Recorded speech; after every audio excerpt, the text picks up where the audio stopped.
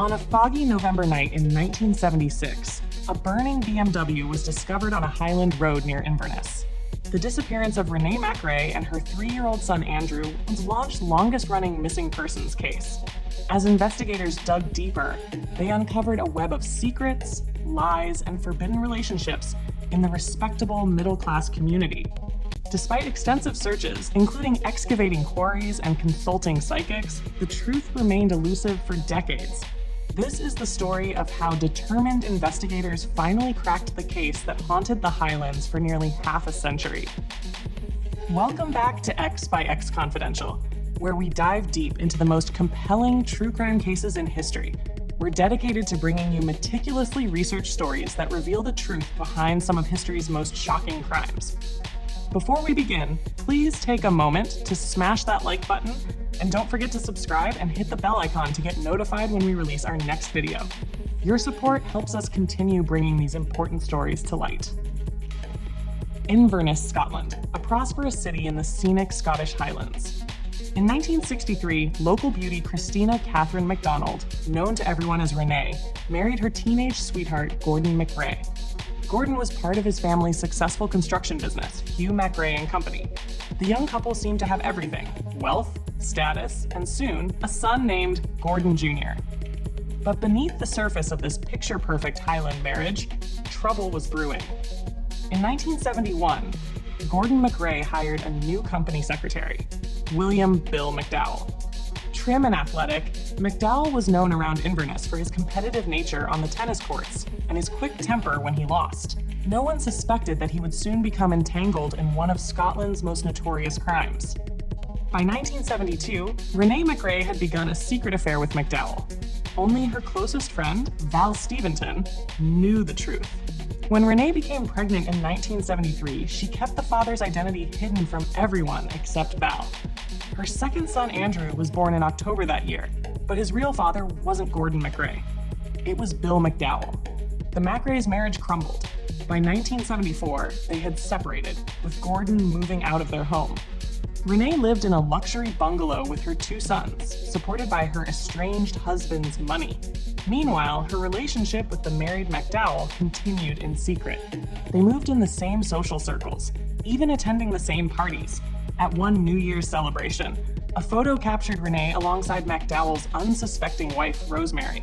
What no one realized was that this web of deception and forbidden romance would soon lead to murder. By 1974, Renee MacRae's double life was becoming increasingly complicated. While outwardly maintaining the image of a separated but well-provided-for wife of a prominent businessman, she was dreaming of a different future. A future that Bill McDowell kept promising her. To most people in Inverness, McDowell appeared to be a respectable family man and trusted company secretary. But in private conversations with her confidant, Val Steventon, Renee revealed a different side to their relationship. McDowell had told her he would never leave his wife. Yet by late 1976, he seemed to change his tune. He painted a picture of a fresh start for them in Shetland. A new job with Texaco, a house where they could finally live together openly. Renee was so convinced by this promise that she began quietly packing up her entire bungalow. Little Andrew, now 3 years old, had started pointing at McDowell and calling him Daddy in public, a development that seemed to make McDowell increasingly nervous. What Renee didn't know was that there was no job in Shetland, no house waiting for them, no fresh start. Instead, McDowell was watching his carefully constructed life start to unravel. If his affair with Renee became public, he would lose everything: his job, his reputation, his comfortable lifestyle. Val Steventon later recalled her final conversation with her friend. Renee told her about plans to spend the weekend of November 12th with McDowell at a hotel. When Val offered to babysit little Andrew, Renee said McDowell had insisted the boy come along. He wanted to get to know his son better. Val's last words to her friend were, "Have a nice weekend, Renee. No fighting." She never saw Renee again. Friday, November 12th, 1976. A cold, wet evening in the Scottish Highlands. Renee MacRae left her home in Cradle Hall with both her sons, 9-year-old Gordon Jr. and 3-year-old Andrew. She told her estranged husband she was taking Andrew to visit her sister Morag in Kilmarnock. After dropping Gordon Jr. at his father's house, she turned her blue BMW onto the A9 heading south. It was the last time anyone would see Renee and Andrew alive. Later that night, around 7:30 p.m., Eva McQueen was standing outside Dalmagary Farm when she heard something that would haunt her for decades. A blood-curdling scream piercing the foggy Highland air. At almost the same time, other witnesses reported seeing two vehicles parked nose to tail in a lay-by on the A9. A BMW and a dark-colored Volvo estate car, identical to the one driven by Bill McDowell. Near the lay-by, two workmen spotted something peculiar: a man ducking down beside a Volvo estate on a single-track lane. They assumed he was a poacher trying to hide from passing cars. A teacher named Jean Wallace later reported seeing a man with wide and staring eyes wheeling a pushchair along the A9. At 10 p.m., the night took an even darker turn. A train driver spotted flames in the darkness. Renee's BMW was ablaze in the lay-by, 12 miles south of Inverness. When police arrived, they found the car empty, except for a rug in the trunk stained with blood that matched Renee's type. The fire had destroyed any other evidence that might have been present. Gordon MacRae wasn't initially concerned when police contacted him about the burning car. He assumed Renee had abandoned it as part of her cover story, knowing she was really meeting her lover. But when she failed to return on Monday to pick up Gordon Jr. from school, the terrible truth began to emerge. Both Renee and little Andrew had vanished without a trace. What started as a missing persons case was about to expose a web of lies, betrayal, and murder that would take nearly half a century to unravel. The investigation began with confusion. Donald Henderson, Chief Constable of Northern Constabulary, told BBC reporters, "We've got no idea if a crime was committed. There was a clandestine association involved. When people are involved in a clandestine association, you get deceit." But the discovery of blood matching Renee's type in her burned-out BMW suggested something far more sinister than a simple disappearance. As police began digging deeper, Bill McDowell's carefully constructed alibis started falling apart. At first, McDowell denied any relationship with Renee. But when confronted with evidence, he changed his story, admitting to being Andrew's father. He claimed he'd had drinks with colleagues at the Mercury Motor Inn until just after 7 p.m., then returned to his office before heading home.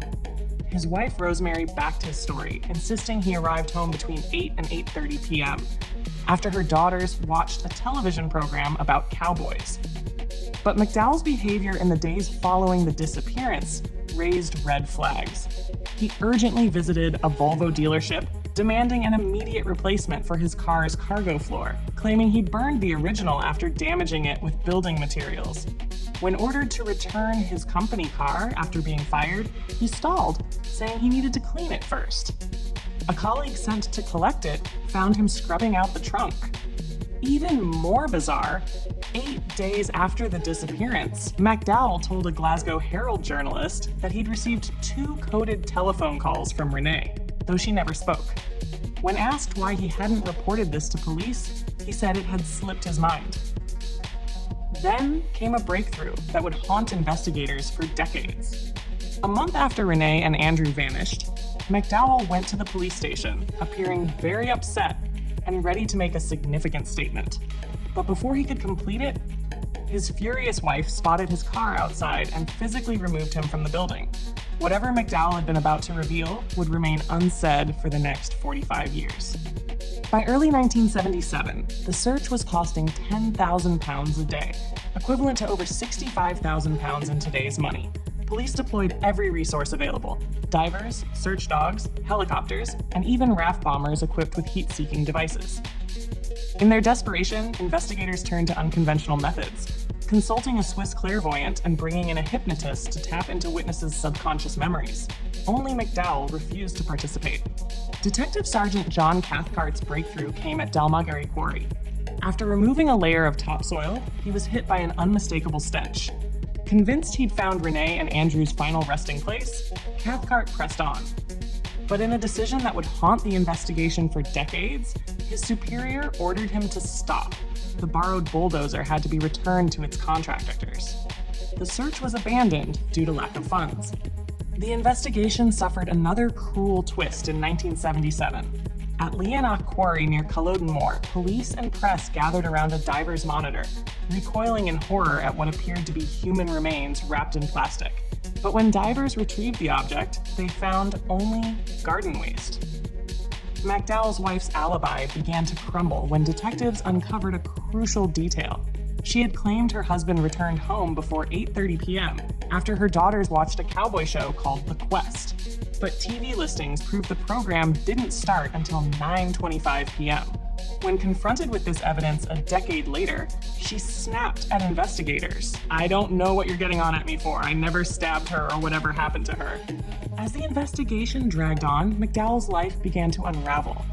He left Inverness for Aberdeen, then fled to Saudi Arabia in the early 1980s. When he returned, financial troubles led him into crime. In 1990, he was jailed for stealing £238,000 from his employer. A year later, he was back in court for defrauding Abbey National of £144,000. Meanwhile, the case took another dark turn. When convicted housebreaker Dennis Tirani came forward, he claimed McDowell had offered him £500 in 1976 to kill a wife and bairn by dousing them in acid. But like so many leads in this baffling case, it didn't provide the breakthrough investigators needed. In 2004, a Grampian television documentary reignited interest in Scotland's most notorious missing persons case. Chief Constable Ian Latimer launched an ambitious new investigation focusing on Dalmagary Quarry, the site that had yielded such promise decades earlier.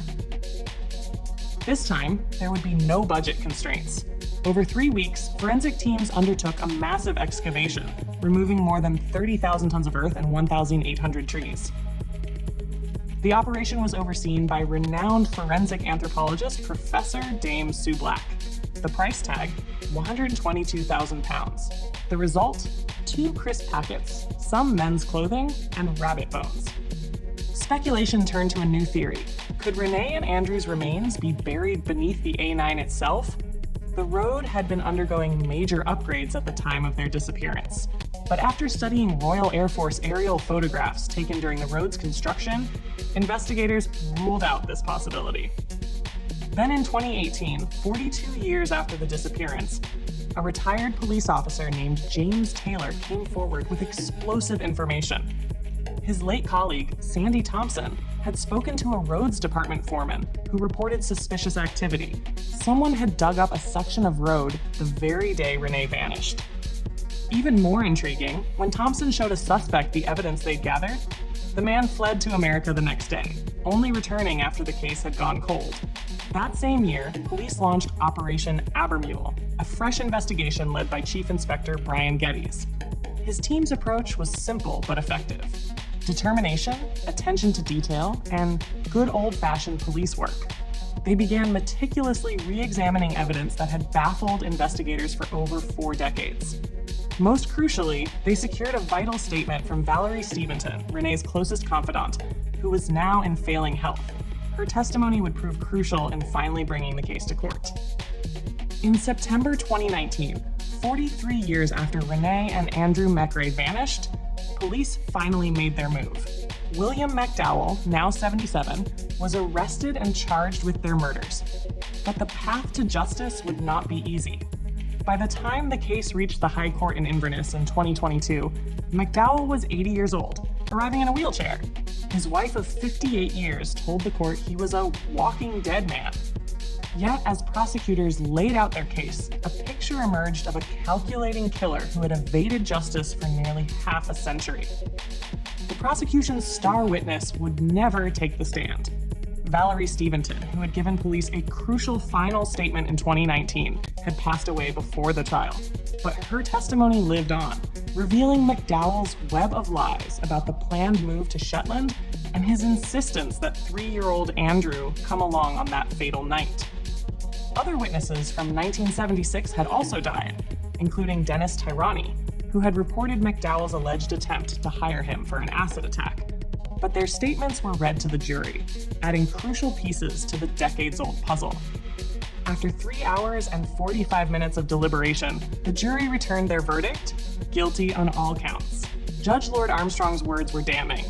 These murders appear to have been premeditated, planned, and carried out by you in the most calculated way, not a spontaneous event or on the spur of the moment. These appear, in effect, to have been executions.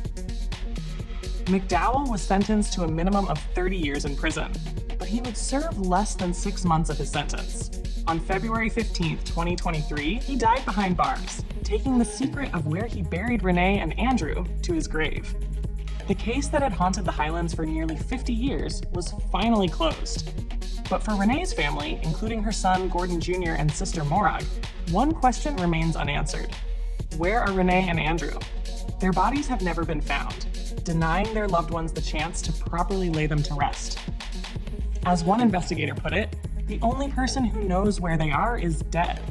Their bodies may never be found, but at least we know who killed them. Thank you for joining us for this chilling story of justice delayed but not denied. What do you think happened to Renee and Andrew's bodies? Could they really be buried beneath the Highland roads? Share your theories in the comments below. Don't forget to like, subscribe, and hit that bell icon to stay updated on more true crime stories. Join us next week when we explore another compelling case that changed lives forever.